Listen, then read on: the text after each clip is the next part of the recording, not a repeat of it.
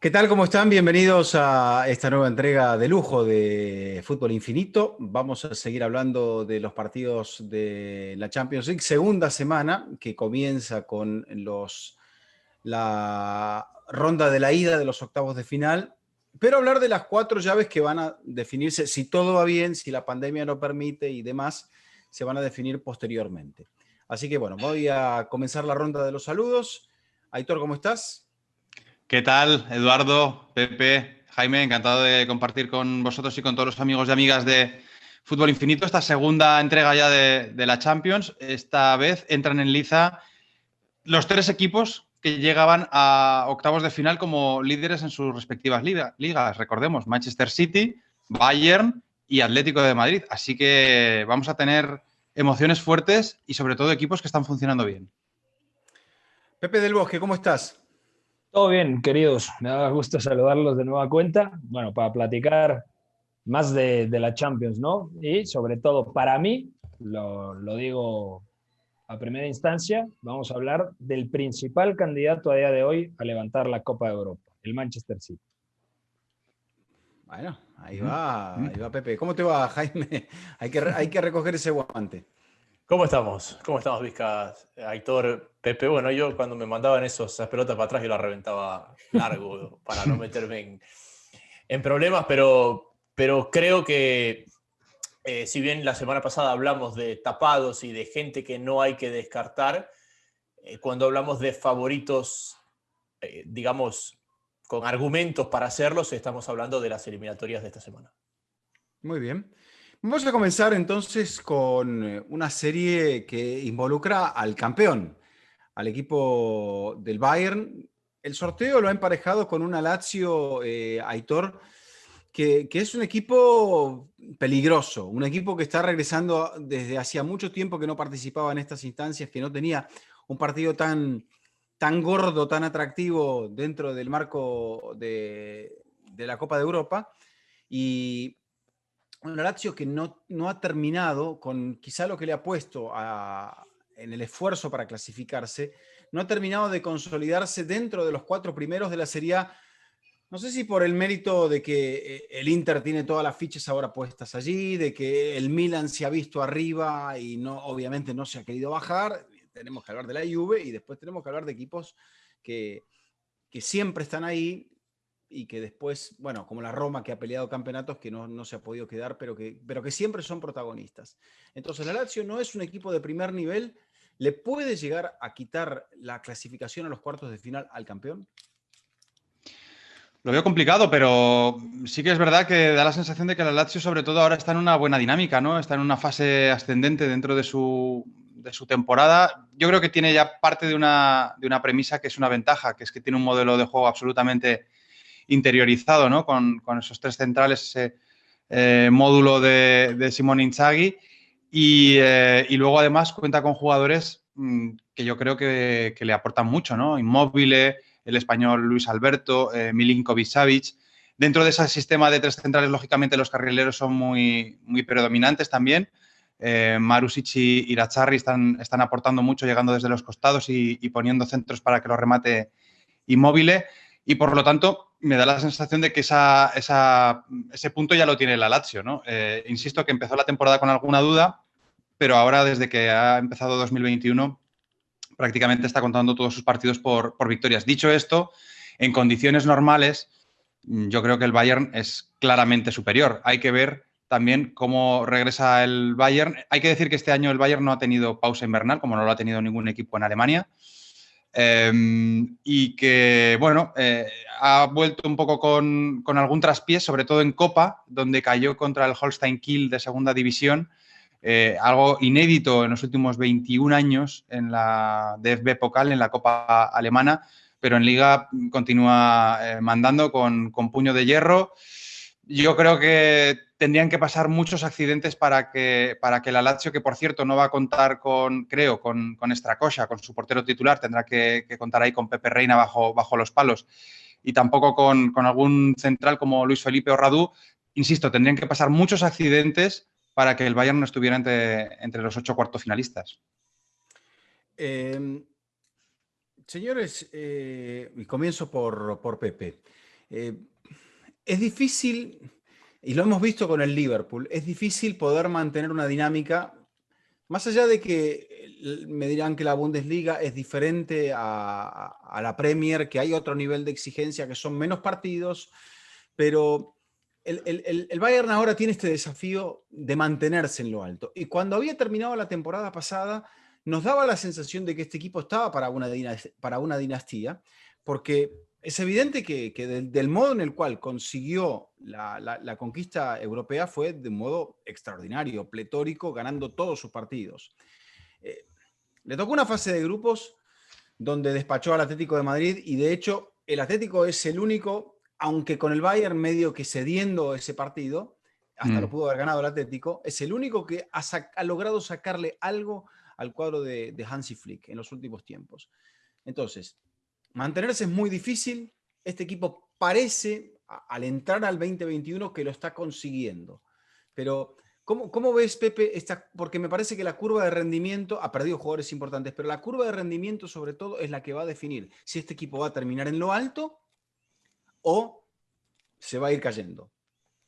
Bueno, yo creo que tiene una ventaja muy grande, que la Bundesliga ya le saca varios puntos a los que teóricamente eran competidores. El Borussia Dortmund lo platicamos la edición pasada. El Gladbach tampoco ha podido intercalar Champions más Bundesliga. El Leverkusen también se ha caído. El Leipzig no ha logrado mantener el paso. Yo creo que en la Champions, a ver, el Bayern sigue siendo un equipazo. Defensivamente tiene muchos problemas. Muestra esta situación. Hansi Flick ha optado por utilizar constantemente en la lateral izquierda a Lucas Hernández para proteger mejor la profundidad defensiva, pero prácticamente semana tras semana sufre en esta faceta. Es decir, el espacio que concede a la espalda de su defensa es un área de oportunidad para los rivales. Y acá hablamos de la Lazio, que Immobile tiene ese desmarque potente, que tiene a Joaquín Correa, que se mueve muy bien en todo el frente de ataque, Luis Alberto, que es una posición híbrida porque es un media punta en esencia, pero se recarga en el interior izquierdo para poder lanzar, y justamente lanza muchas veces al interior derecho, que es Sergei Milinkovic-Savic, que ataca muy bien el segundo palo. Dicho esto, creo que este argumento ofensivo de la Lazio puede incomodar al Bayern. Sí, es favorito el conjunto bávaro, pero creo que puede sufrir. O sea, creo que la Lazio puede competir de buena manera. ¿Qué es lo que le puede llegar a afectar más al Bayern, Jaime? ¿La Lazio? ¿El calendario? ¿Los jugadores que ha perdido respecto de la temporada pasada y otros que van entrando y que, por ejemplo, se ha ido Thiago Alcántara, nada más ni nada menos? Ha perdido Coutinho, ha perdido jugadores que le servían como Perisic de revulsivo. O sea, es un equipo que ha perdido algunas piezas que le daban esa amplitud que le permitió luego también con el orden que aportó la Bundesliga. Esto lo hablamos en alguno de nuestros programas pasados, sobre todo cuando discutimos qué clase de campeón de Europa era el Bayern. Así que si la gente quiere ir al archivo, ahí está. Pero ¿dónde está el principal enemigo del Bayern? Porque yo creo que es el principal favorito, es el gran favorito, más allá de lo que diga Pepe. Para mí el campeón siempre es el favorito. Si es capaz de negociar sobre todo estas trampas que la temporada le impone. El principal enemigo del Bayern es el punto de la curva en el que se encuentra. Y esta asimetría de la definición de los torneos, de las exigencias que hubo antes y al final de la pasada, que se unieron con las exigencias que hubo al principio de estas. Yo creo que hay dos grupos de equipos. En un grupo es el equipo o los equipos que hicieron un gran esfuerzo para cerrar la temporada pasada y que lo están pagando hoy, PSG, Bayern Múnich, Real Madrid, con mayores o mejores elementos, pero hablo de un punto de vista físico. Y los equipos Atalanta, y los equipos que tuvieron que reagruparse, tuvieron un mal arranque y que hoy se han fortalecido. Bueno, el Bayern está en ese primer grupo. El Bayern es un equipo que el día de hoy le pasa la factura física del esfuerzo de la definición de la Champions pasada. Me parece que lo está pagando hoy. El Bayern es un equipo cansado cuando tú lo ves jugar. Y segundo, es un equipo que tiene una similitud con el Real Madrid. Un equipo que maneja muy bien sus finanzas y que se tuvo que desprender de mucha gente y que no la ha podido reemplazar porque las finanzas no se lo permiten. ¿Y dónde está esa principal zona afectada? Me parece que en la saga central. Porque como lo decía Pepe, la zona que él más toca es la línea de 4, tratando de que el equipo no se le descompense, que el equipo no sea un coladero. Y por ejemplo, a ver si Pepe coincide esto, yo noto que Flick, por ejemplo, cuando juega ante rivales no tan poderosos, juega con Boateng, porque Boateng como defensor ha perdido mucho, pero sigue teniendo la calidad en salida de pelota. Sí, y cuando juega ante rivales un poco más poderosos, lo pone a Jule, porque Jule es un poco torpe con la salida de pelota, pero en el cuerpo a cuerpo te puede compensar un poco el equipo. Y ese es lo que tiene el Bayern. Creo que estos son los argumentos por los cuales la Lazio le puede competir, pero me parece que el Bayern, si bien sufre en defensa, arriba tiene un martillo que a día de hoy no lo tiene ningún otro equipo en Europa. Y por eso es que respira en la Bundesliga. Respira porque con poco gana mucho y no porque realmente pueda sostener su arco protegido. Sí, en esa cuenta le sigue saliendo a ganar, ¿no? Al Bayern, entre lo que es capaz de golpear a los rivales y lo que no es capaz de contener a los equipos contrarios, le sigue saliendo a ganar. Yo discrepo un poco en que el Bayern no se haya reforzado, se gastó 60 millones de euros en el último mercado de verano. Hizo el esfuerzo de traer a Leroy Sané. Otra cosa es si los jugadores que han llegado han terminado de dar el paso que se necesitaba, ¿eh? Pero se hizo llegar a Leroy Sané, Héctor, se hizo llegar a... Sí, coincido, pero lo que me parece en esa contratación, que son contrataciones que estaban cerradas antes de la crisis. O sea, Sané estaba cerrado antes de... Bueno, no sé si estaban cerradas antes de la crisis, pero porque Sané tuvo la rotura del ligamento cruzado anterior y al final no se pudo hacer. Pero en todo caso, insisto, llegó Leroy Sané, llegó Marroca, llegó Bunassar para el lateral derecho para darle backup a Pavard, llegó Douglas Costa, llegó Alexander Nübel, es decir, han llegado jugadores, han llegado futbolistas. Otra cosa es que no estén terminando de dar el pasito hacia adelante que a lo mejor se podía esperar, sobre todo en el caso del Leroy Sané. Y con respecto a la defensa, hay que decir que ni Pavard ni Alphonso Davies están al nivel del año pasado. Y en el caso de Alphonso Davies sí que creo que es muy llamativo, porque estamos hablando de un jugador que la temporada pasada, si no fue el mejor lateral izquierdo de Europa, pues le debió de faltar muy poco. Recuerdo actuaciones absolutamente espectaculares, como por ejemplo en la eliminatoria contra el Chelsea, que fue un auténtico puñetazo en toda la mesa, una demostración de que un jugador que llegaba de una liga poco controlada, vamos a llamarlo así, por los directores deportivos europeos, como es la MLS, y que además llegaba como extremo, pues se podía adaptar perfectamente a esa posición de lateral. Es verdad que tiene falta de contundencia atrás, ya lo tenía el año pasado. Es verdad que en ese momento estaba Kimmich en una posición más de lateral, y eso también ayudaba mucho, tanto en la salida como yo creo que en el orden táctico que aportaba Kimmich en la posición del lateral derecho. Pero sobre todo yo creo que aquí hay un elemento que es la no renovación por parte de David Alaba. Eso en Múnich ha generado muchísimo ruido. No faltan las voces que le están pidiendo a Flick que directamente prescinda de David Alaba, pues habida cuenta de que no va a continuar en el equipo. Y yo creo que eso ha generado un cierto ruido que tampoco ha beneficiado en nada al Bayern de Múnich. Bueno, dicho esto, ¿por dónde podrían pasar, Pepe, las opciones de la Lazio? ¿Por el cansancio del Bayern o por ciertas cosas que tienen que hacer dentro de lo que describíamos un equipo que habitualmente juega con línea de 3, que utiliza bien los carriles y que tiene a Immobile como la carta más importante del gol?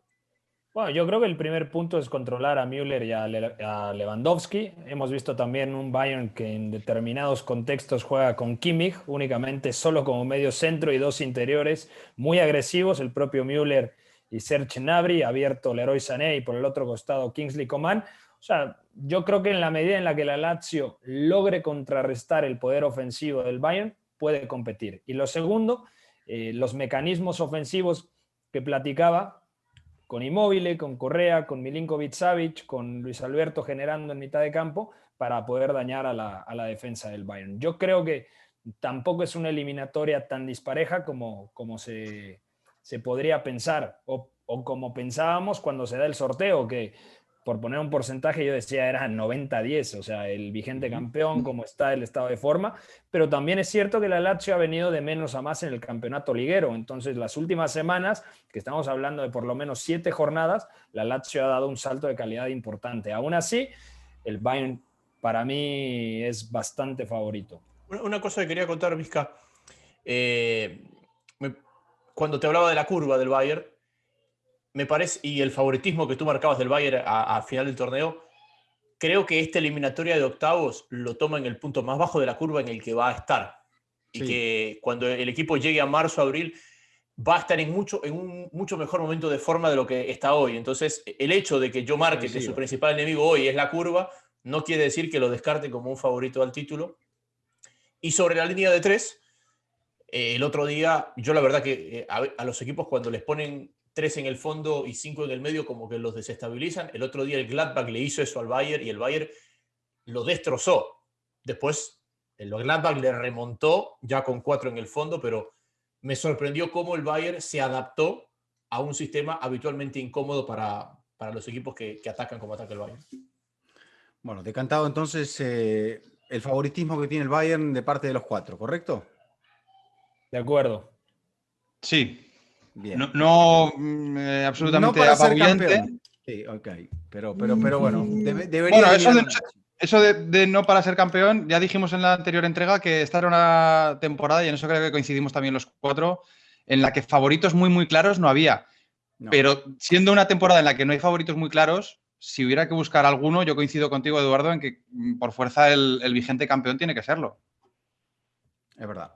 Bueno, pero veremos cómo va avanzando. Yo creo que también dentro de estos obstáculos, este Tourmalet que le ha presentado la temporada al Bayern, creo que la coincidencia en semanas consecutivas del arranque de la eliminatoria, un equipo que ya no está en la Pocal, como lo decías, Aitor, pero el arranque de la eliminatoria con el Mundial de Clubes es un punto complicado, y que si después el equipo que ya no está en la Pocal y que tiene una buena ventaja en la Liga, superando los problemas internos, como decía Aitor, quizá podría llegar a ser el candidato que el campeón siempre merece serlo, sobre todo después del campeón que vimos en la temporada pasada. Bueno, vamos a hablar de una eliminatoria, una de las más bonitas, para mí la más bonita de todas, que es la del Atlético de Madrid contra el Chelsea, sobre todo por el talento que tiene el Chelsea adelante y por la petit revolución que ha hecho Thomas Tuchel, Aitor, al frente de este equipo que venía tambaleándose con Frank Lampard.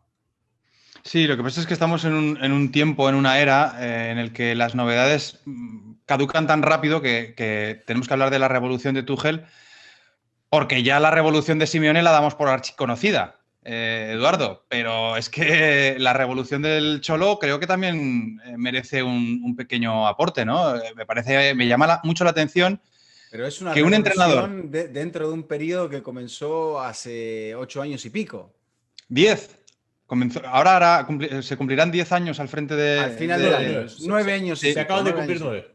Sí. Exacto. En diciembre de 2011 se trae al Cholo Simeone a un equipo que estaba deprimido, pero por eso precisamente me llama más la atención, porque a veces las revoluciones es muy fácil acaudillarlas cuando llegas nuevo a un sitio, pero cuando ya llevas casi una década, cuando los jugadores ya te conocen, cuando todo el mundo te tiene tomada la medida, que seas capaz de sacar de repente una nueva carta, de motivar a los futbolistas, de recuperar para la causa gente como Carrasco, como Lemar, como Coque, de introducir en ese ecosistema que ha rechazado muchas veces a muchos delanteros, introducir a Luis Suárez y darle las herramientas necesarias para que un jugador de sus condiciones, de su edad, de su historial de lesiones brille y pueda conseguir goles que te den victorias que el año pasado no conseguías. Yo creo que eso tiene mucho mérito. Y por lo tanto, no sí, le quito ningún mérito. Creo que ninguno de nosotros le quiere quitar mérito al Cholo. No.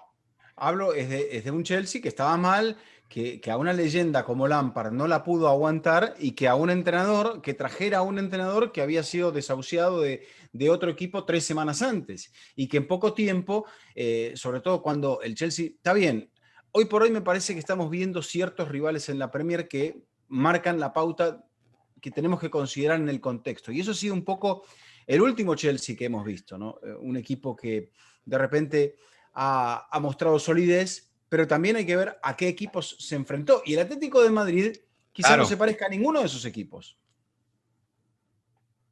Sí, bueno, no sé, Pepe, cómo lo ves tú. A mí me da la sensación de que de momento Que- lo de Tuchel todavía es una revolución incipiente. Es verdad que no ha encajado ninguna derrota, pero quitando al Tottenham, las otras victorias han sido contra equipos de la zona media-baja de la clasificación. De todas maneras, sí que me parece que está dejando notas claras, más allá del cambio al sistema con 3 centrales, la recuperación de Jorginho en el centro del campo. Creo que sí que es un elemento que nos habla, pues lo que decíamos, ¿no? En el caso del Cholo, de tratar de recuperar a jugadores que habían perdido su mejor nivel. Yo creo que es una eliminatoria mucho más pareja de lo que parece. Yo creo que es una mala noticia para el Atlético de Madrid que haya salido Frank Lampard. A nivel estratega me parece que es mejor Thomas Tuchel. Ya sé que sonríes porque esto lo hemos platicado en repetidas ocasiones, Vizca. Yo creo que Thomas Tuchel le va a dar un giro al Chelsea. Si hoy en día hablamos de los... Finalista de Europa. O sea, 2 finalistas de Europa Claro. encontramos aquí. Thomas Tuchel le va a dar un giro al Chelsea si no se pelea con las paredes.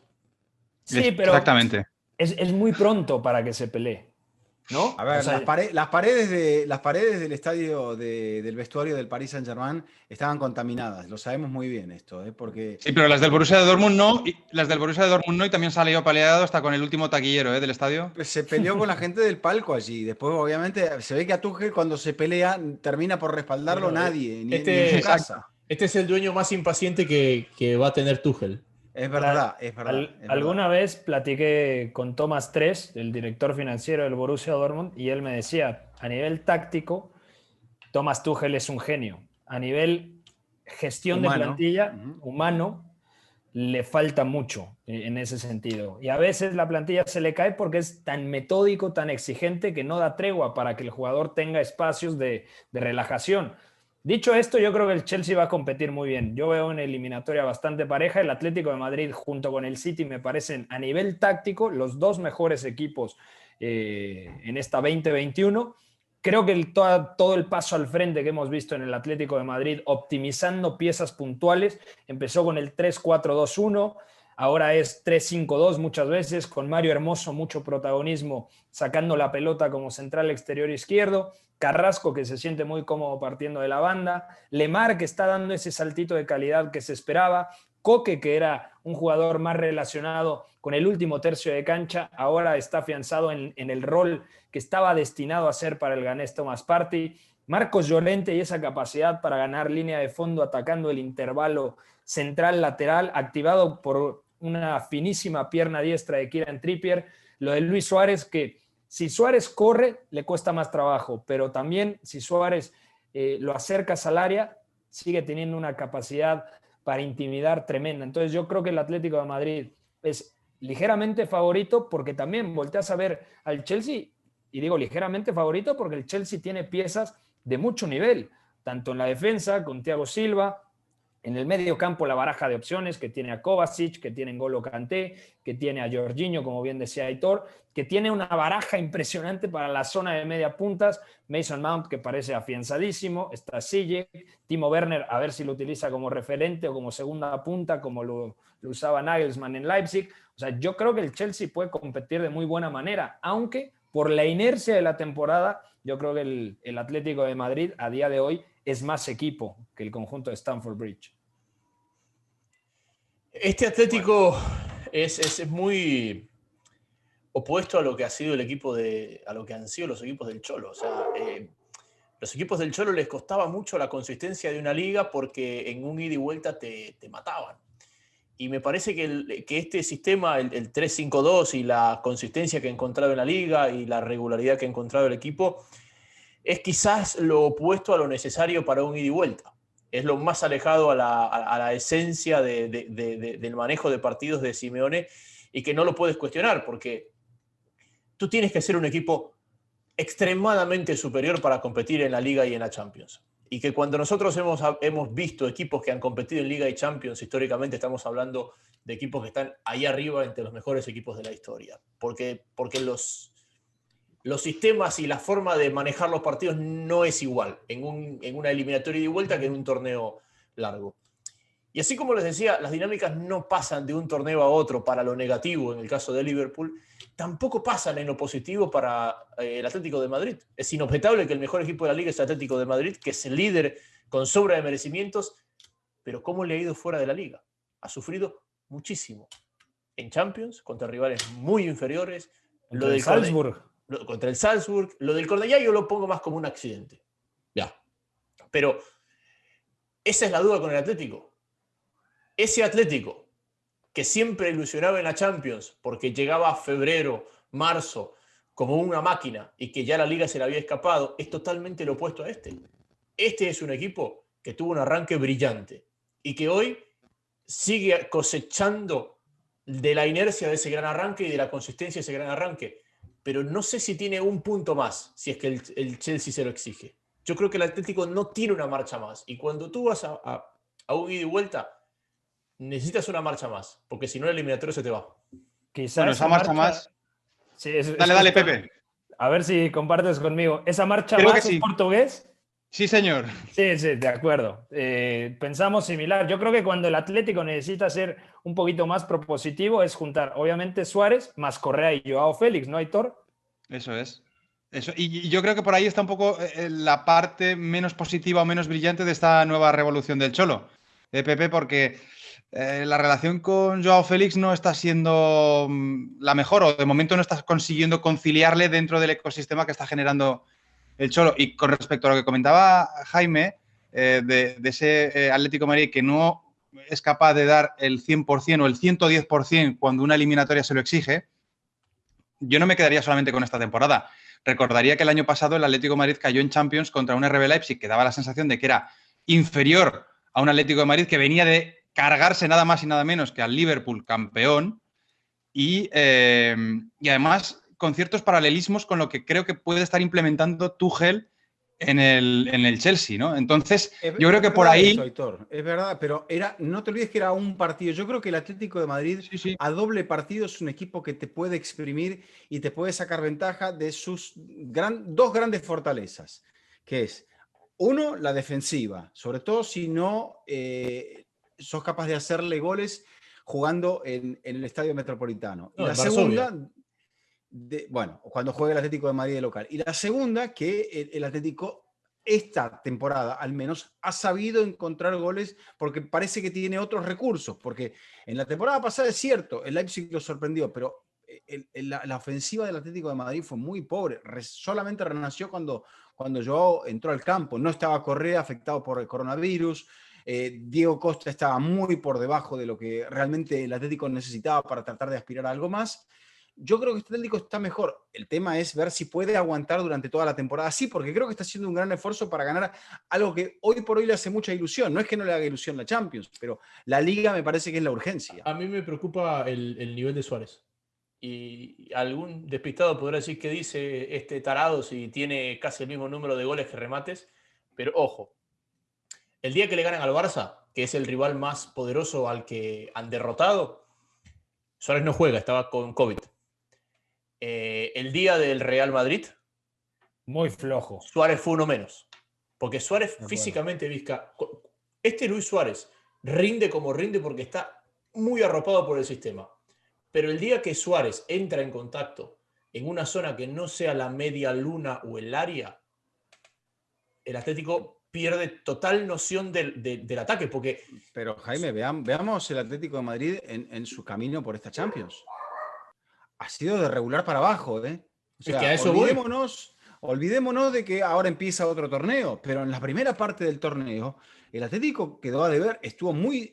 Simplemente hay que decir que yo creo que el Atlético de Madrid es verdad que en la fase de grupos no estuvo demasiado sobrado, pero también hay que apuntar que en ese momento la revolución de la que estamos hablando, la revolución cholista, todavía no estaba tan asentada y, por otro lado, no estábamos ante partidos eliminatorios. Y yo sí que me gustaría hacer un inciso con respecto al Atlético de Madrid, y es que me da la sensación de que sigue siendo la misma roca atrás o parecida que años anteriores, sobre todo sustentada no solamente por esos tres centrales. Savic está en muy buen nivel, hay que decirlo, es otro de los jugadores que también han mejorado bastante con respecto a años pasados, pero es que atrás tienes la mayor garantía que yo me puedo imaginar, que yo puedo encontrar bajo palos, que es Jan Oblak.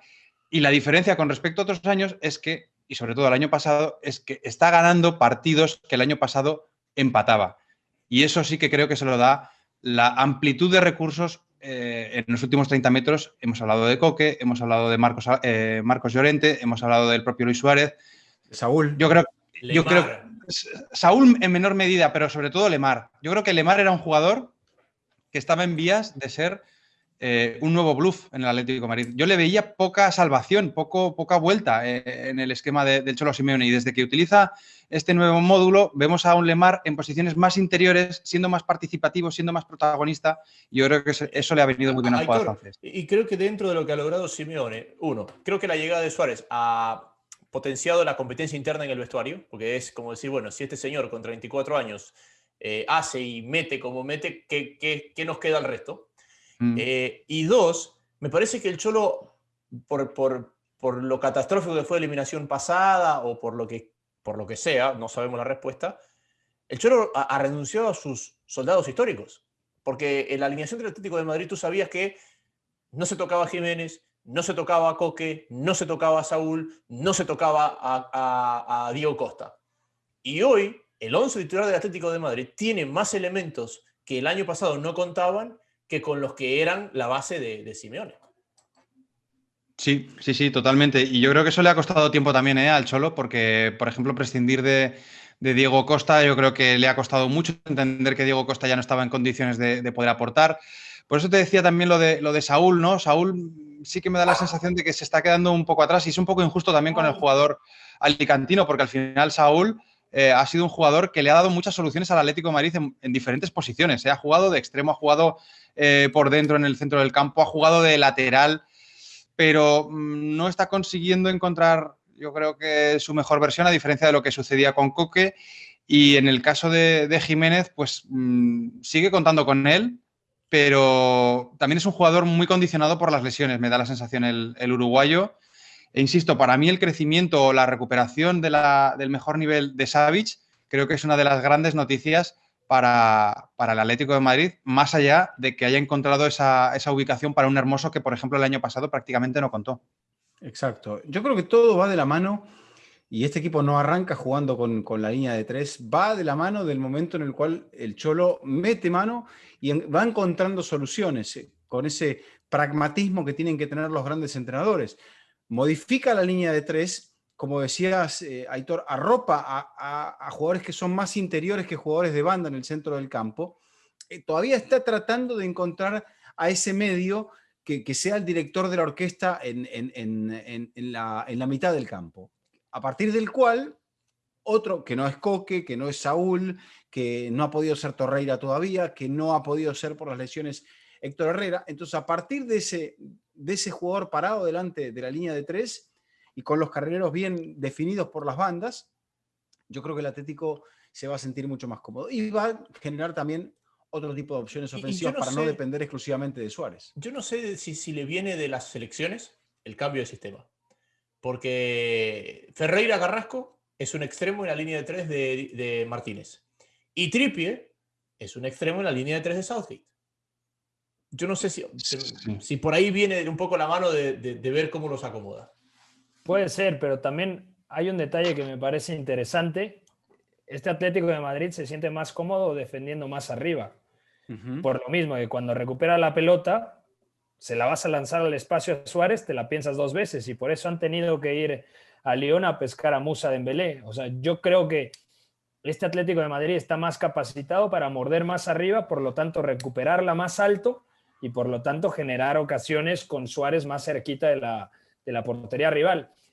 Y luego el tema del medio centro, yo creo que una de las gratas sorpresas para el Cholo y en general para el Atlético de Madrid es lo de Coque. O sea, yo creo que ha jugado bastante bien como director de orquesta, independientemente de que la tipología de jugador era de más un interior enfocado en el último tercio de cancha que de un organizador como tal. Pero yo creo que el sistema, con Lemar, con Llorente ahí como escuderos, que tienen mucho recorrido, que tienen dinámica, que Lemar es mejor recibiendo al pie y Llorente mejor atacando al espacio, creo que le da sentido a la posición de Coque. Y además, en caso de que pierda la pelota Coque, tienes ya 3 centrales, no te quedas con 2, sino que está Mario Hermoso, está Jiménez y está Savic, ¿no? Es que lo que es esto, ¿no? Lo que es el fútbol. Coque, alguien que toda la vida fue un último pase y siempre se lo pensó como un último pase, ahora es el primer pase. Y Llorente, que toda la vida fue el primer pase, hoy es el último pase. Esa creo que no la vimos venir ninguno. No, desde luego la de Llorente, ya te puedo garantizar que no la vio ninguno, porque hace 2 años, 2 temporadas, fue el jugador, el máximo recuperador de la liga, siendo pivote defensivo con el Deportivo Alavés. O sea que imagínate el cambio que ha protagonizado Marcos Llorente. Yo creo que sí que puede tener algo que ver, o mucho que ver, lo que apuntas tú, Jaime, con respecto al cambio del Cholo, que haya visto que Carrasco en Bélgica está funcionando como carrilero ya desde hace 2-3 temporadas y que Trippier, pues evidentemente como lateral, sobre todo sin balón, en fase defensiva deja algo que desear y es mejor arroparle y potenciarle. Eso es algo que también estamos viendo en muchos otros entrenadores, ¿no? El hecho de, oye, pasar al módulo de 3 centrales para potenciar precisamente las virtudes ofensivas de tus laterales. Por lo tanto, yo creo que ahí está la virtud de amoldarse por parte de un Cholo que ya había intentado, si recordáis, en partidos puntuales contra rivales que normalmente solían jugar con 3 centrales, recuerdo al Betis, recuerdo al Girona, en varios partidos de Liga lo había intentado el Cholo. Había flirteado con la idea de él también introducir este sistema, pero desde luego nunca con la regularidad y con la constancia con la que lo está haciendo y sobre todo con la perfección, con la brillantez. Uh-huh.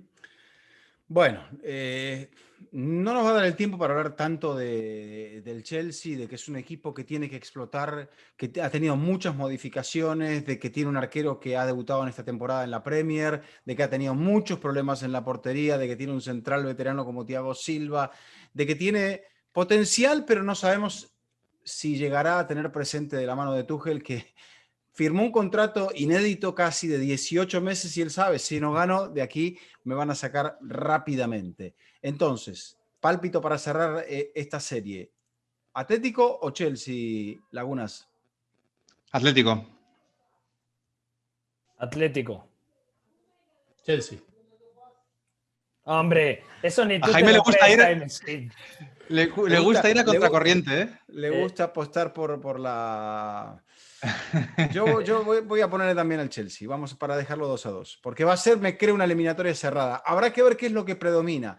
Si lo que hizo el Atlético contra el Liverpool, o sea, secarlo en casa para después tener una eliminatoria mucho más abierta en la vuelta, o si ya habrá alguien que tenga ventaja en el partido de la ida y a partir de ahí tratar de... Yo te digo una cosa, yo no creo que Atlético salga a buscar el partido en territorio neutral, sabiendo que en el segundo tiene la ventaja del gol visitante. 2014, ¿se acuerdan a quién elimina al Chelsea en cuartos de final? Semifinal. Fue semifinal, cierto. Semifinal. Porque en cuartos Barça, semifinal, el Chelsea, de acuerdo. Fue 0-0 y después lo liquidó en Stamford Bridge, con un gran Diego Costa. Pero bueno, hablando de lo siguiente, es la llave del favorito para Pepe del Bosque, así que vas a comenzar del Bosque. Hablando del Manchester City contra el Borussia Mönchengladbach. Un cuadro del Gladbach que nos dejó una muy grata impresión en la fase de clasificación, peleó muy bien, sacó al Inter, que no fue poca cosa, incluso también había estado el Shakhtar también para meterse y terminó pasando el equipo alemán de un modo histórico. Pero luego en la temporada las cosas no han ido tan bien, el equipo no está en mitad de tabla, pero está un poquito más arriba de la mitad de la tabla. Uh-huh. Le va a costar volver a meterse en la zona de la Champions. Así que, ¿será esta la vez definitiva para Pep, Pepe? Tendría que ser, ¿no? Mira, el Gladbach me parece que es un gran equipo porque tiene un gran entrenador que sabe mudar de la línea de 3 a la línea de 4. Va a durar poco en este equipo, me parece. Sí, yo también creo. Y de hecho el Borussia Dortmund, según tengo entendido, ya le ha hecho toc-toc, ¿no? Entonces... Este fue dirigido por Klopp en el Mainz. Este fue dirigido por Klopp, sí. Marco Rose fue dirigido, de acuerdo. Yo creo que el City es el equipo mejor trabajado a día de hoy, junto con el Atlético de Madrid, pero que tiene mejores piezas. Ha mejorado defensivamente con la llegada de Rúben Díaz y la resurrección de John Stones, que tiene esa versatilidad en el costado de la derecha del plurifuncional Joao Cancelo, que dependiendo la orientación de la jugada te juega en el doble pivote para acompañar a Rodri, que a veces puede ser interior derecho, o incluso emulando ese rol de Kevin De Bruyne llegando a línea de fondo. Entonces yo creo que esa es una de las certezas competitivas. Ya hablamos del Manchester City. Hoy preguntamos a la gente quién es el mejor jugador del equipo Citizen y el 90% de las personas van a responder Kevin De Bruyne. Y el equipo sigue funcionando a pesar de que no está el belga. Ilkay Gundogan se dice muy poquito, hoy en día es uno de los mejores centrocampistas del mundo. Bernardo Silva parece que da ese paso adelante. Phil Foden ya es más realidad que promesa. Lo que nació como un centrocampista ágil entre líneas, hoy en día es decisivo en el 1 contra 1, también ha jugado como falso 9. Quizá la duda es en el lateral izquierdo quién lo ocupa, pero yo creo que en términos generales el Manchester City es un equipazo, a mí en lo personal, y no porque le tenga cierto afecto, ¿no?, al estilo de Pep Guardiola, sino yo creo que es un producto muy sólido, es un equipo muy completo en todas las facetas y quizá el reto más importante se lo pueda poner el Gladbach, que tiene una grandísima virtud del equipo de Marco Rose. Cuando recupera la pelota y puede correr al espacio, Patrick Herrmann, Alessandro Plá, Marcus Thuram, Embolo, y dos elementos que lanzan muy bien. Lars Stindl, un jugador fetiche, experimentado, veterano, y por supuesto el ícono de la nueva generación de centrocampistas alemanes, Florian Neuhaus. Entonces yo creo que puede incomodarlo también, pero es una eliminatoria en cierta medida similar a lo que platicábamos con la Lazio y el Bayern Múnich. Tengo esa sensación de que hay un claro favorito, pero los equipos inferiores, entre comillas, yo creo que pueden dañar tanto al Bayern como al City. Este es un equipo que le metió la mano al Bayern, pero ya explicamos el Bayern cómo viene la mano. Creo que la eliminatoria sí tiene al City como favorito. Me parece que el Gladbach, y este es un pequeño elogio al Gladbach, es un equipo que si hubiera ido a la Europa League sería el gran candidato a ganarla, por lo que tiene. Pero también creo que es un equipo que tiene una gran fortaleza en el medio campo y que lamentablemente para ellos es la zona donde está a día de hoy la gran fortaleza del City y que lo supera en esa calidad, porque Gundogan es casi un fichaje. O sea, Gundogan en el City nos había dado destellos y momentos, pero esta temporada Gundogan es el Gundogan que el City fichó, el que ha aparecido.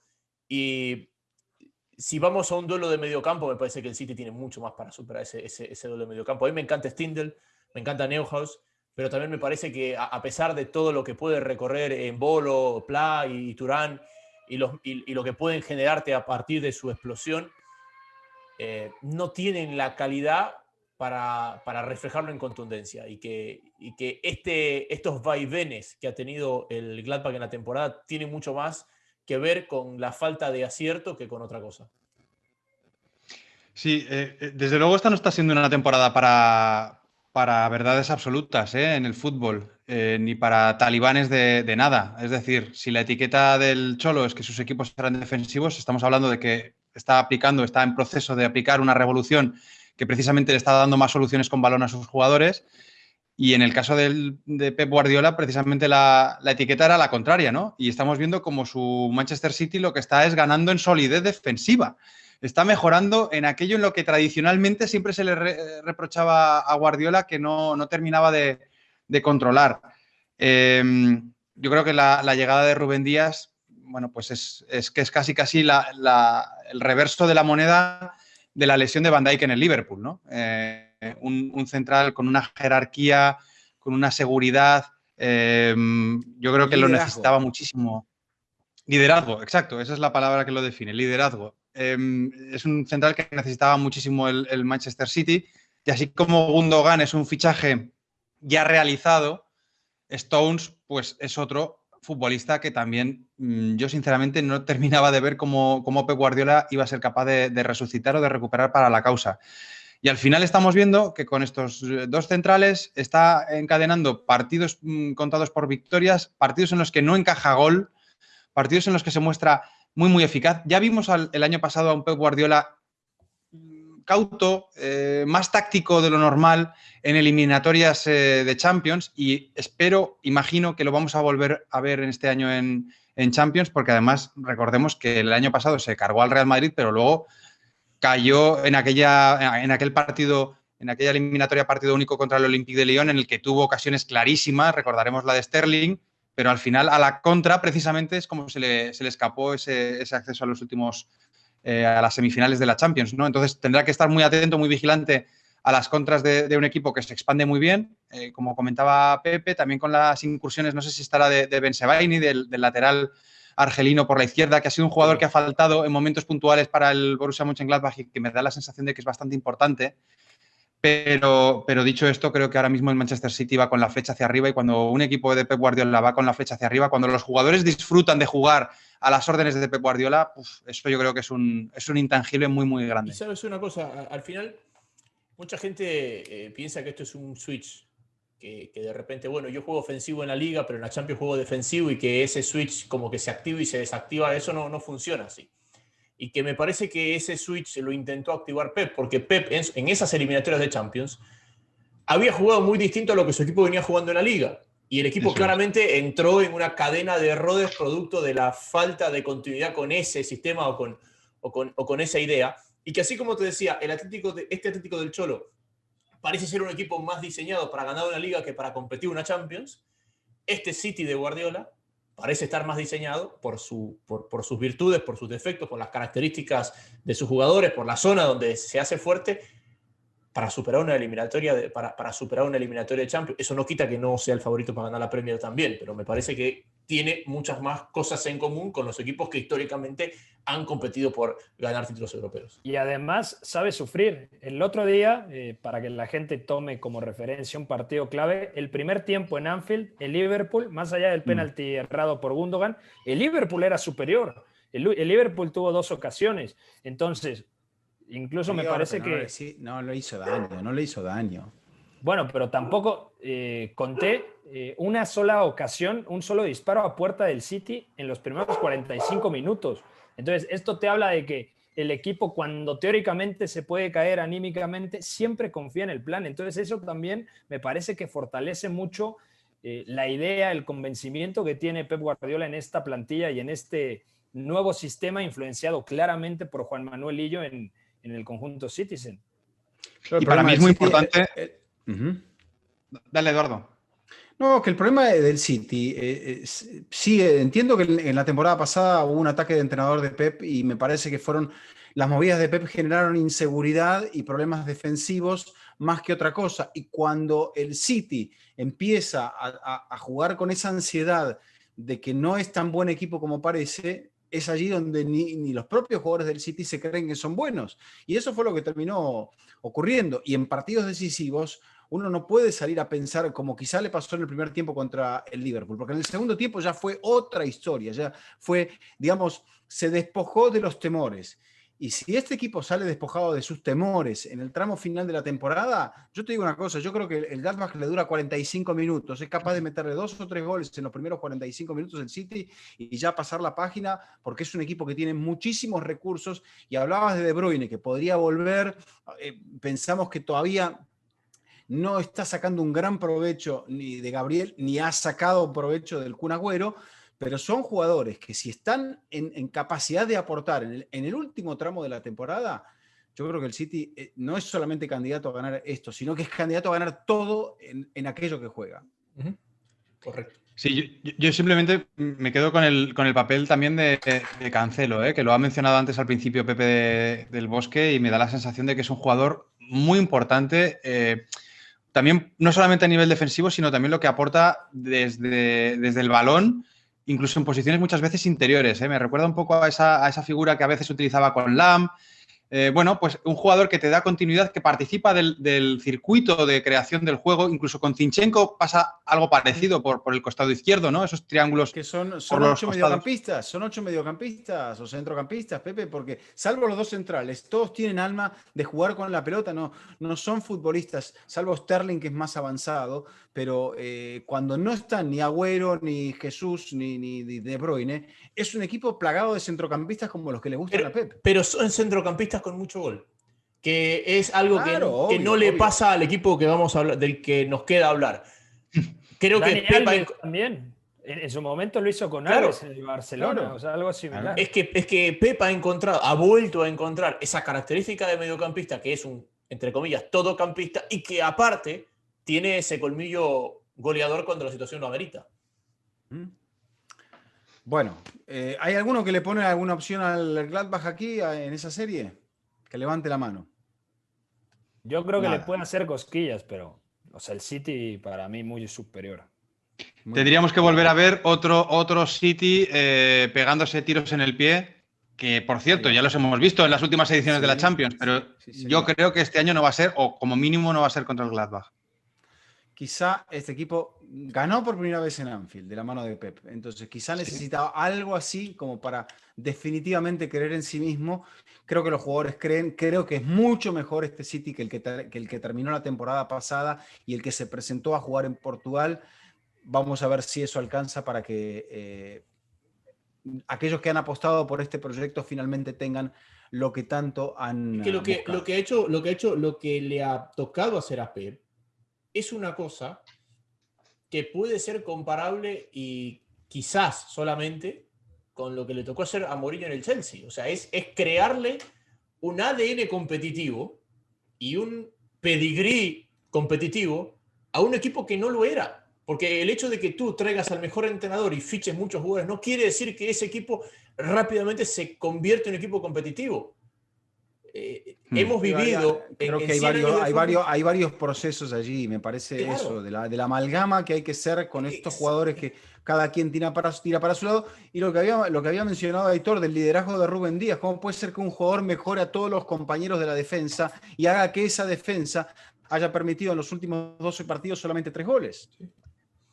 Que era el punto flaco. Este equipo sufría, y de hecho hay una eliminación contra el... Sí, pero esos jugadores cuestan dinero, amigo Eduardo.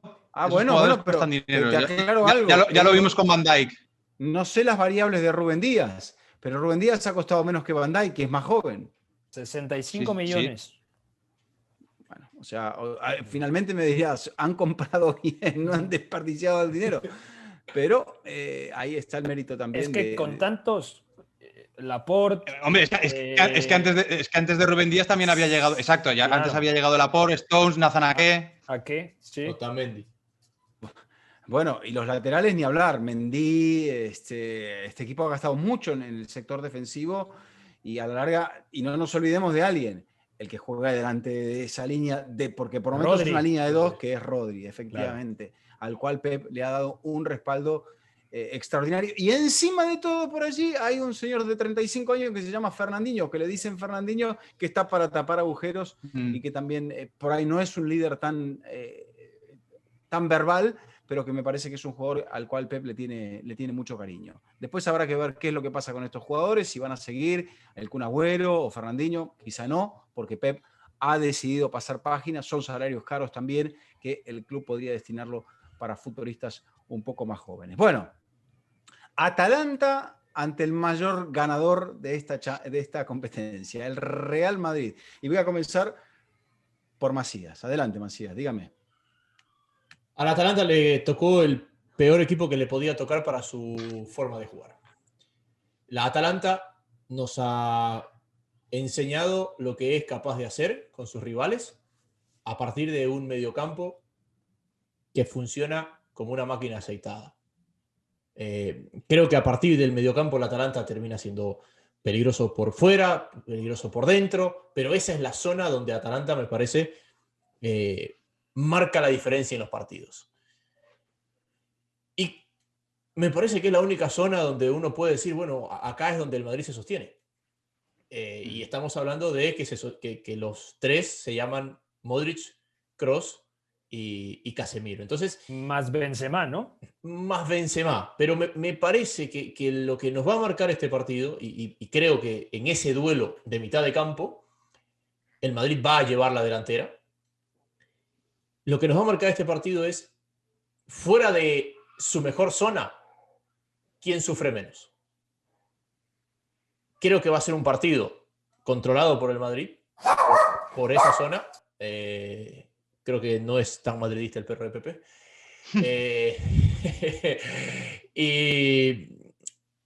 Y después vamos a entrar con las incertidumbres de la zona de definición. Porque la zona de definición del Madrid, si no es Benzema en un día extremadamente contundente, hay poco más de donde rescatar. Cosa que... A ver, Jaime. Atalanta es un equipo que juega a barra libre. O sea, te puede hacer 4 goles, pero le podés llegar a hacer 4 goles. Sí. Y en ese carpe diem que es Gasperini, yo no sé si el Madrid tiene tanto poder ofensivo, salvo que le regales los goles, o sea, como para poder salir también porque me parece que allí lo que va a terminar pesando es el dinamismo físico, la movilidad que ambos equipos puedan llegar a presentar. Y en una batalla de ese tipo, cuerpo a cuerpo, ida y vuelta, es que eso es lo que yo creo. Si este Madrid aguanta. Yo lo que creo es que el Madrid tiene la capacidad desde su zona media para que este no sea un partido de ida y vuelta. Entonces, no siendo un partido de ida y vuelta, ¿qué va a pesar más? ¿Las escapadas que va a lograr tener Atalanta en algún momento? ¿O va a pesar que el Madrid pueda jugar mucho tiempo cerca del arco de Atalanta a pesar de no tener una gran poder goleador el día de hoy en sus filas? Ahí está la clave del partido.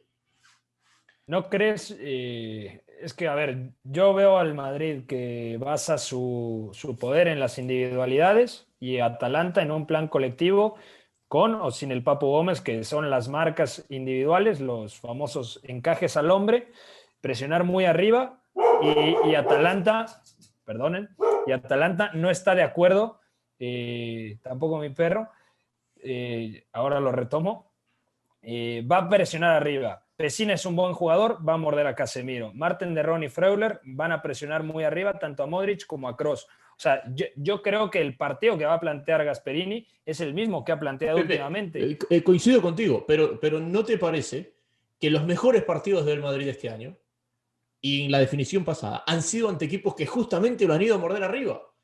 Exacto. Porque la principal virtud del Madrid es la salida de pelota ante la presión del rival. Y con eso le das metros a tu línea ofensiva que no es del todo fiable, pero que con metros te puede resolver.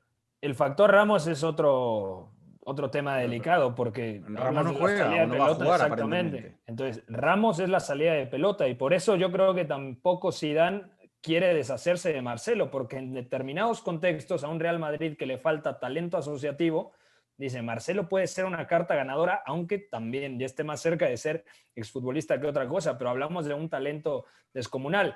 El Real Madrid, el mejor Real Madrid que hemos visto desde mi punto de vista es el que puede presionar arriba, porque en ataque posicional no produce. Entonces, cuando produce recuperando a base de la presión, se puede instalar en campo rival. Pero cuando los rivales se repliegan y le dan la iniciativa, ahí le cuesta mucho trabajo porque depende de los descensos, los apoyos de Benzema, de la lucidez de Kroos y de Modric, de algún destello en banda de Asensio, de Vinicius o de Hazard o el que esté en ese momento. O sea, yo creo que Gasperini no va a cambiar y va a proponer un duelo de ida y vuelta muy a lo Atalanta, o al menos es lo que yo imagino, porque no tiene absolutamente nada que perder independientemente del momento inestable que atraviesa el Real Madrid.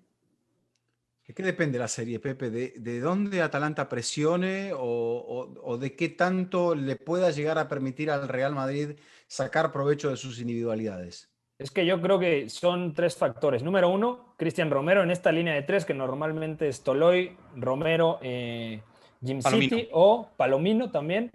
También Caldara me parece que puede entrar en la derecha, pero Romero es fijo y yo creo que tendrá que hacer un partidazo saliendo por Karim Benzema, o sea, mordiéndolo constantemente, porque si Benzema le gana a la espalda, hablamos que los dos interiores o el doble pivote va a morder a Kroos y a Modric, y por lo tanto a la espalda, ahí se va a mover Benzema. Entonces, alguno de los 3 centrales tiene que ir por el futbolista francés. Yo creo que esa es una clave determinante. Y la segunda, cómo controlan a Duván Zapata y a Ilicic. No está Ramos, que es el central izquierdo, y normalmente Ilicic se asoma al balcón del área por esa zona.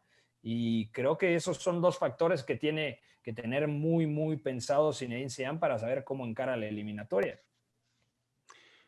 Ahí me había hablado de tabla de salvación y a la vista de que la liga es casi una quimera para el Real Madrid, esta es la tabla de salvación, Aitor, de este equipo. Volvemos a lo mismo, no quiero caer en tópicos de otras tribunas, pero ¿qué tanto se le va a Zidane si este equipo no es capaz de superar a Atalanta? Bueno, se le va mucho y creo que lo más preocupante es que se le iría a ojos del propio Zidane, que ya ha dado una rueda de prensa en la que me da la sensación de que deja entrever que no está absolutamente convencido de continuar al frente del Real Madrid a partir del próximo 30 de junio. Obviamente, si consigue ganar la Champions, pues eso quizá a lo mejor le podría ganar enteros o le podría permitir generar otro estado de confianza, incluso propia, que es lo que creo que ahora mismo menos parece tener. Yo veo complicado que el Real Madrid haga la heroica como ha hecho en otras temporadas, porque tiene un equipo que ciertamente tiene un centro del campo que sigue funcionando, pero tiene un equipo que concede mucho en el área propia y al que le cuesta enormemente ser contundente en el área contraria. Hablaban antes tanto Pepe como Jaime de que es un buen rival para el Madrid. Esta Atalanta, a la inversa, se puede decir exactamente lo mismo, ¿no? O sea, yo creo que el Real Madrid, cuando ha sufrido más durante esta temporada tan irregular, precisamente ha sido contra equipos como el Deportivo Alavés, como el Cádiz, como el Shakhtar en la primera jornada de Europa League en la que los ucranianos vienen con más de 10 bajas por culpa del coronavirus, contra el Valencia en Mestalla, contra Osasuna en el Sadar, todos partidos en los que el rival le concede el balón y se parapeta atrás. Y ahí aparece una falta absolutamente alarmante de soluciones ofensivas, de soluciones con balón por parte del Real Madrid. Es verdad que Benzema pues trata de aportar lo que no le dan los compañeros, pero ni Vinicius ni Rodrigo han terminado de romper la puerta. Hazard está lastrado por las lesiones y da la sensación de que metido en un bucle del que va a ser complicado rescatarle. Yo creo que las actuaciones de Asensio están dibujando una flechita hacia arriba, una curva ascendente, y por lo tanto vamos a ver cómo puede seguir creciendo el jugador balear, que ya lleva 2 temporadas muy por debajo de su nivel, la última por culpa de una rotura del ligamento cruzado anterior. Pero más allá de eso, al Madrid se le atascan mucho los partidos cuando tiene que llevar la alternativa, cuando tiene que generar las grietas en el entramado defensivo contrario. Por lo tanto, un partido de ida y vuelta me parece que es una buena solución para el Madrid. También es verdad, lo comentabais, ¿no? Que cuando le van a presionar arriba, bueno, si es capaz de superar esa primera presión, bien, obviamente, porque cuando superas esa primera línea de presión tienes muchas más facilidades a la espalda del contrario, pero no está Ramos y a Varane le veo un falto de confianza. El año pasado contra el Manchester City, recordaréis, tuvo una participación bastante negativa en salidas de balón y este año sigue teniendo también ese tipo de salidas en las que trata él de llevar la voz cantante sacando el balón desde atrás y no es capaz de hacerlo. Entonces, mi pregunta es, ¿va a estar Nacho? ¿Va a estar bien?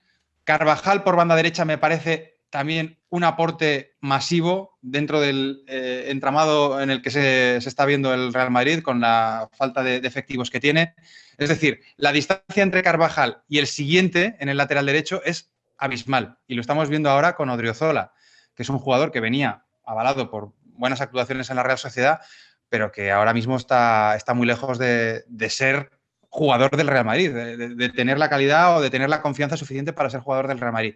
Con lo cual, todas esas incógnitas, si se van destapando a favor de lo que puede tener Zidane en la cabeza, es decir, Mendy, lateral izquierdo, Nacho y Varane, pareja de centrales, Carvajal por banda derecha, luego el tribote en el centro del campo que ya hemos mencionado, Casemiro, Modric, Kroos, que rece Zidane para que no cojan un resfriado, y luego arriba Benzema, Asensio, y yo creo que el otro tendrá que ser Lucas Vázquez. Esto es lo que va a tener el Real Madrid. Y en ese engranaje, me parece que la eliminatoria es un duelo del Far West, es un duelo de pistoleros. Sí. Y yo creo que el Real Madrid, en principio, tiene más calidad, pero los datos no nos avalan. Los datos indican que quien tiene más pegada son Josip Ilicic, Muriel y Zapata. Es que lo que pasa, Aitor, y yo coincido que el Madrid tiene más.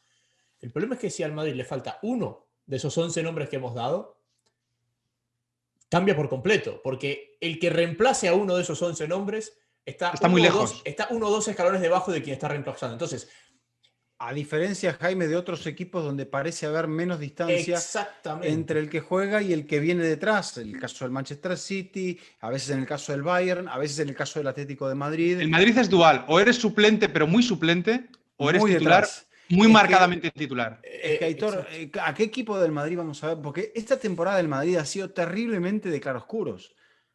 ¿A qué equipo vamos a ver?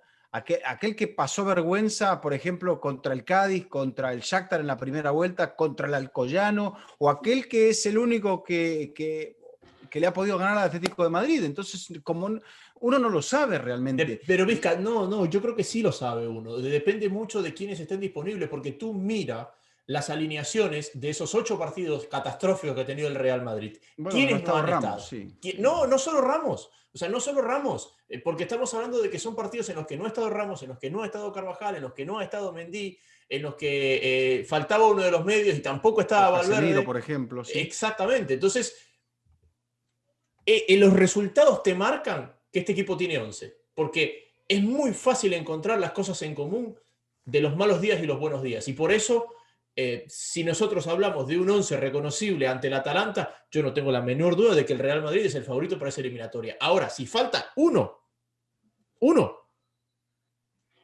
cambia por completo el favoritismo de la serie. Hay una analogía muy buena que algún día me la contó Jorge Valdano, que me decía, en el Real Madrid, que ganó 3 Champions, estaba el líder espiritual, que era Sergio Ramos, el líder futbolístico, que era Luka Modric, y estaba el goleador, que era Cristiano Ronaldo.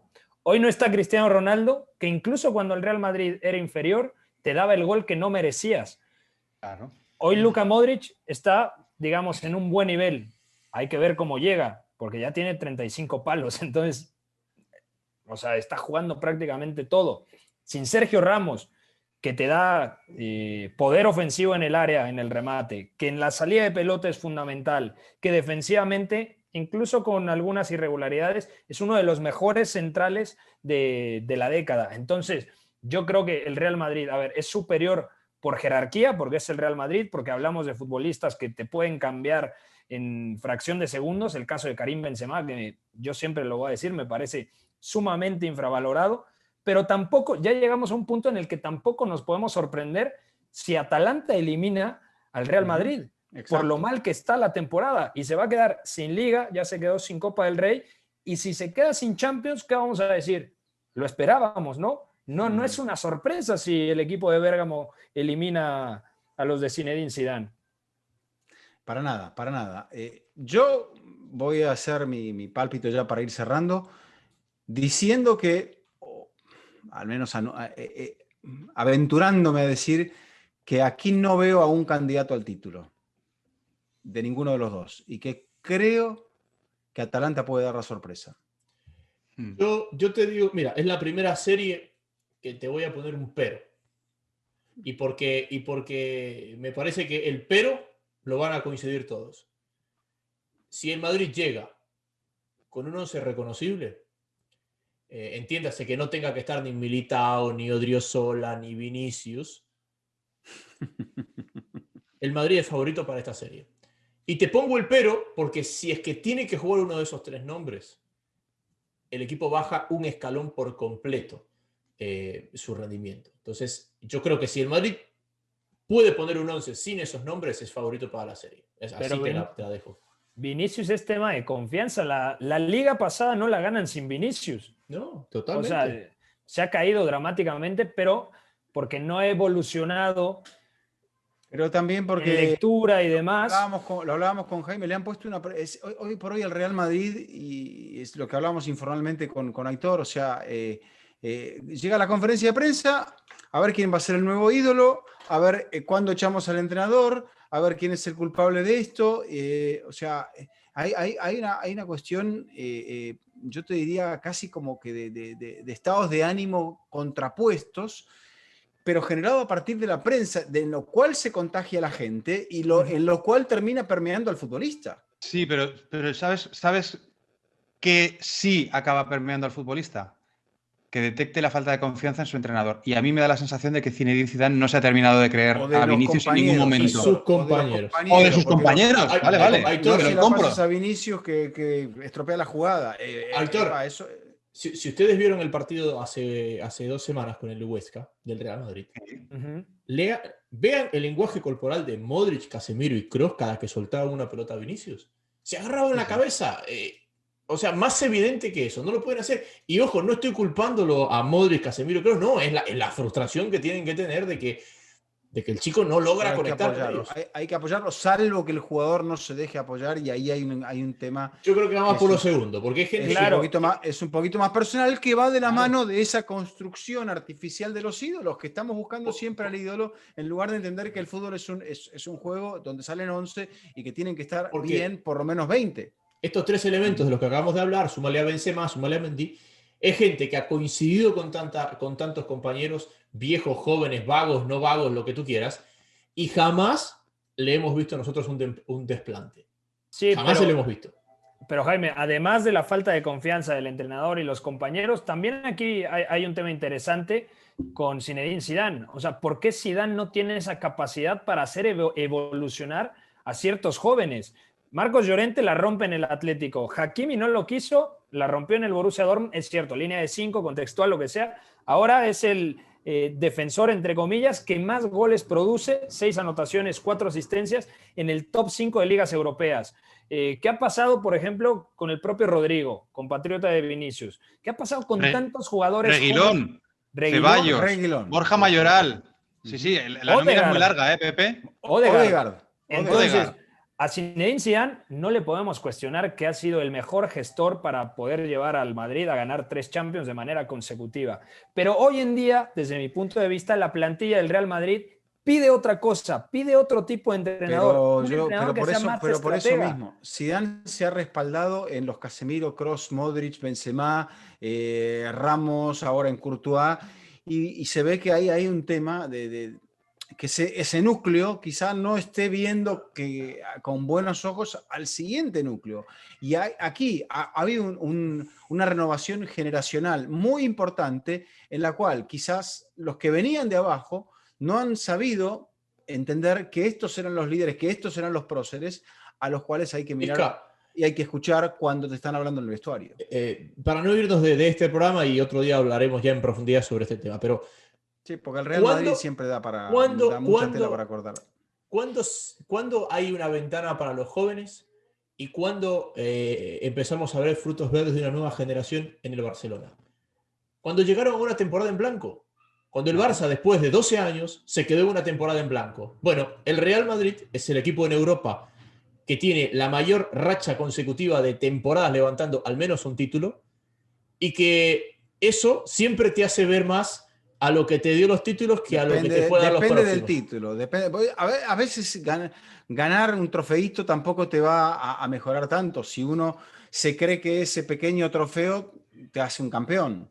Hay veces que yo creo que no tiene que ver la la revolución, la regeneración, el rejuvenecimiento, llamarle como quieras, es mucho más sencillo desde la derrota que desde la victoria. Claro. Bueno, hay que tocar fondo. Y yo creo que el Madrid, Aitor, con Lopetegui, por más que haya ganado algo en esa temporada, con Solari, ese equipo tocó fondo.